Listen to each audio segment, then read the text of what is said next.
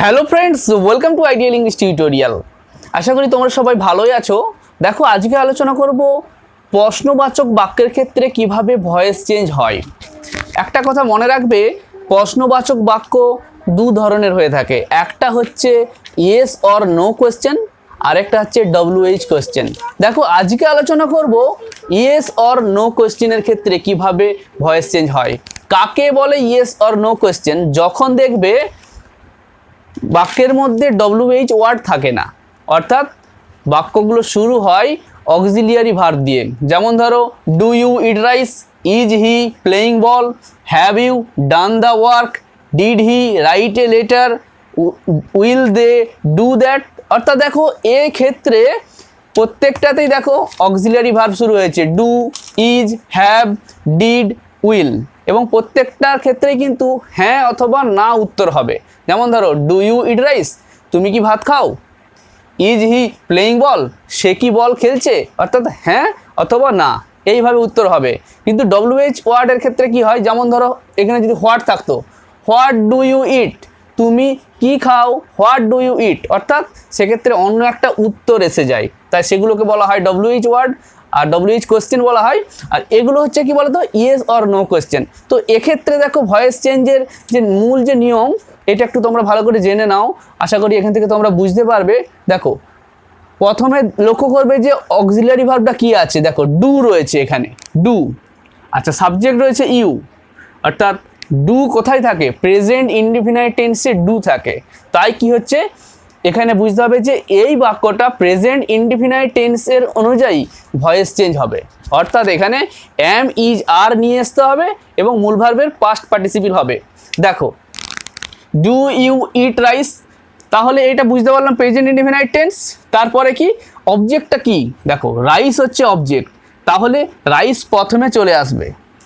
কিন্তু যেহেতু প্রশ্নবাচক বাক্য, তাহলে রাইসের আগে অক্সিলিয়ারি ভার্বটা বসে যাবে। অর্থাৎ এখানে লিখলাম রাইস, ওকে, এর আগে অক্সিলিয়ারিটা বসাতে হবে, অর্থাৎ ইজ রাইস। কারণ রাইস ইজ হতো, সেটা হয়ে গেল ইজ রাইস। ইজ রাইস, দেখো ইট থেকে ইটেন, তারপর বাই ইউ, অর্থাৎ তুমি কি ভাত খাও? দেখো, is rice eaten by you, do you eat rice, is rice eaten by you. এইভাবে কিন্তু আমাদের প্রত্যেকেই ভয়েস চেঞ্জ শিখতে হবে। এরপর দেখো, ইজ হি প্লেয়িং বল, সবসময় লক্ষ্য করবে যে এখানে অক্সিলিয়ারি ভার্বটা কি আছে এবং মূল ভার্বের কি ফরমেশন রয়েছে। দেখো, ইজ রয়েছে এবং প্লেয়িং আছে, এর দ্বারা বুঝতে পারলাম যে এটা প্রেজেন্ট কন্টিনিউয়াস টেন্স। তাই প্রেজেন্ট কন্টিনিউয়াস টেন্সের ক্ষেত্রে কি হয়, অ্যাম, ইজ, আর এবং বিইং যোগ হয়। তাহলে দেখো, বল হচ্ছে অবজেক্ট, এখানে বল, তাই বল প্রথমে চলে আসবে। দেখো, BALL বল, এর আগে অক্সিলিয়ারি ভার্ব বসবে, ইজ বল, তারপরে দেখো বিইং, কারণ এখানে বিইং আনতে হয় প্রেজেন্ট কন্টিনিউয়াস টেন্সের ক্ষেত্রে। তাহলে ইজ বল বিইং, প্লে থেকে হবে প্লেড, তারপরে বাই, দেখো হি রয়েছে তাই him. Is ball being played by him. এবং মনে রাখবে, বাক্যগুলোর শেষে কিন্তু তোমাকে অবশ্যই জিজ্ঞাসা চিহ্ন বা ইন্টারোগেশন মার্ক দিতে হবে। এরপরে দেখো, প্রেজেন্ট পারফেক্ট টেন্সের ক্ষেত্রে, have you done the work, তুমি কি কাজটি করেছো? দেখো, দ্য ওয়ার্ক হচ্ছে অবজেক্ট, দেখো এখানে হ্যাভ রয়েছে এবং ডান রয়েছে, অর্থাৎ প্রেজেন্ট পারফেক্ট টেন্স, এটা বুঝতে পারলাম। তাই দ্য ওয়ার্ক হলে কি হয়, হ্যাজ হবে, আর বিন যোগ হবে এখানে, কারণ এটা হচ্ছে প্রেজেন্ট পারফেক্ট টেন্সের নিয়ম অনুযায়ী ভয়েস চেঞ্জ হবে। অর্থাৎ আমাদের কিন্তু আগে ভয়েস চেঞ্জের সাধারণ নিয়মগুলো জেনে যেতে হবে, যে 12টা টেন্সের ক্ষেত্রে যে 8টা টেন্সের ভয়েস চেঞ্জ হয়, তার ক্ষেত্রে কোথায় কিভাবে চেঞ্জ হয়। এর জন্য আমার ভিডিও করা রয়েছে, তোমরা আমার ভয়েস চেঞ্জের মূল ভিডিওটা আগে দেখে নেবে। তাহলে দেখো, দ্য ওয়ার্ক হচ্ছে অবজেক্ট, সেটা প্রথমে চলে আসবে, কিন্তু তার আগে কি বসবে, হ্যাজ বসবে, has the work, okay, the work, তার আগে হ্যাজ বসে গেল, যেহেতু প্রশ্নবাচক বাক্য, অর্থাৎ আগে অক্সিলিয়ারি ভার্ব, তারপরে অবজেক্ট বা এখানে সাবজেক্ট হচ্ছে হ্যাজ দ্য ওয়ার্ক, তারপরে দেখো বিন, হ্যাজ দ্য ওয়ার্ক বিন। এটা যদি হ্যাঁ বাচক হতো কি হতো, দ্য ওয়ার্ক হ্যাজ বিন, এখানে হ্যাজ আগে চলে আসছে, হ্যাজ দ্য ওয়ার্ক বিন। দেখো, ডান থেকে ডানই থাকবে, বাই ইউ থেকে ইউ, তাহলে has the work been done by you. এক্ষেত্রে আমাদের একটা কনফিউশন থাকে যে দেখো হ্যাজ আর বিন এটা আলাদা আলাদা হচ্ছে কেন, কেন হ্যাজ বিন দ্য ওয়ার্ক হচ্ছে না।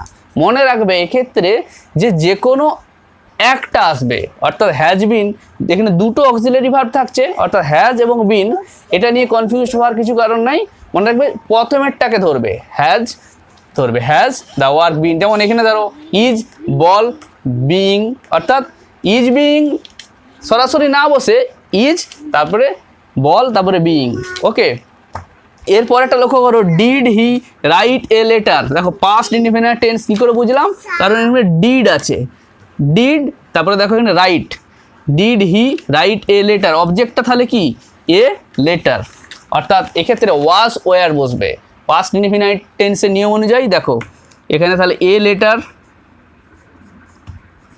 এর আগে কি বসবে ওয়াজ অথবা ওয়ার বসবে পাস্ট ইনডিফিনিট, আর তাই এখানে দেখো ওয়াজ বসবে, ওয়াজ এ লেটার রিটেন। দেখো মূল ভার্বের past participle, was a letter written by he থেকে হিম। লক্ষ্য করো was a letter written by him, অর্থাৎ একটা চিঠি কি তার দ্বারা লেখা হয়েছিল, did he write a letter. এর পরেরটা দেখো উইল দে ডু দ্যাট, তাহারা কি সেটা করবে। দেখো দ্যাট হচ্ছে অবজেক্ট, আর এখানে দেখো উইল রয়েছে, ফিউচার ইনডিফিনিট টেন্স অনুযায়ী কী হবে উইল বি বা শ্যাল বি বসে, তাই দেখো দ্যাটের আগে এখানে উইল বসে যাবে, উইল তারপরে দেখো দ্যাট তারপরে বি বসবে, তাহলে দ্যাট উইল বি, এটা হ্যাঁ বাচকে হতো, প্রশ্নবাচকে কী হচ্ছে will that be, will that be তারপরে দেখো done, will that be done by them. এইভাবে কি হচ্ছে দেখো দে থেকে দেম হলো, এগুলো তো আমরা জানি যে সাবজেক্টগুলো অবজেক্টে গেলে কিভাবে চেঞ্জ হয়, আই থেকে মি, উই থেকে আস, এভাবে চেঞ্জ হয়। তাহলে আমি তোমাদের এখানে কয়েকটা উদাহরণ দেখালাম, এখানে শুধু একটা কথাই তোমাদের বলবো, দেখো সবসময় এই যে অক্সিলিয়ারি ভার্ব প্রথমে থাকে এগুলো কিন্তু ফলো করবে। যেমন এখানে ডু আছে, এখানে ইজ আছে, এখানে হ্যাভ আছে, এখানে ডিড আছে, এগুলো থেকেই কিন্তু তোমরা বুঝতে পারবে যে এটা কোন টেন্সে আছে, এবং সেই অনুযায়ী কী করবে তোমরা ভয়েস চেঞ্জটা করবে। আর অবজেক্টটাকে সবসময় প্রথমে নিয়ে আসবে এবং তার আগে কি হবে সেই অবজেক্ট হওয়ার জন্য যে অক্সিলারি ভার্বটা বসে সেটা বসিয়ে দেবে। যেমন ধরো এ লেটার, তার আগে ওয়াজ বসলো, দ্যাট তার আগে উইল বসলো, অর্থাৎ হ্যাঁবাচকের ক্ষেত্রে কি হতো সাবজেক্ট আগে তারপরে অক্সিলারি, কিন্তু এখানে কি হবে আগে অক্সিলারি তারপরে সাবজেক্ট, অর্থাৎ সাবজেক্ট অবজেক্ট হবে, অবজেক্ট সাবজেক্ট হবে, এই যে ব্যাপারটাও তো ঘটছে। আর সবসময় মূল ভার্বের পাস্ট পার্টিসিপল বসছেই। এই হচ্ছে কি ইয়েস অর নো কোশ্চেনের ক্ষেত্রে যে ভয়েস চেঞ্জ হয় সেটা তোমাদের আমি বললাম। এরপরে কী হবে ডব্লিউএইচ ওয়ার্ড থাকলে, অর্থাৎ ডব্লিউএইচ কোশ্চেনের ক্ষেত্রে কীভাবে ভয়েস চেঞ্জ হয় সেটা আমি পরের ভিডিওতে বুঝিয়ে দেবো। ভালো থেকো, যদি ভিডিওটা ভালো লাগে অবশ্যই লাইক দিয়ে একটু শেয়ার করে দিও, যারা রয়েছে চ্যানেলে নতুন অবশ্যই চ্যানেলটি সাবস্ক্রাইব করে সঙ্গে থেকো। ভালো থেকো, love English, English will love you.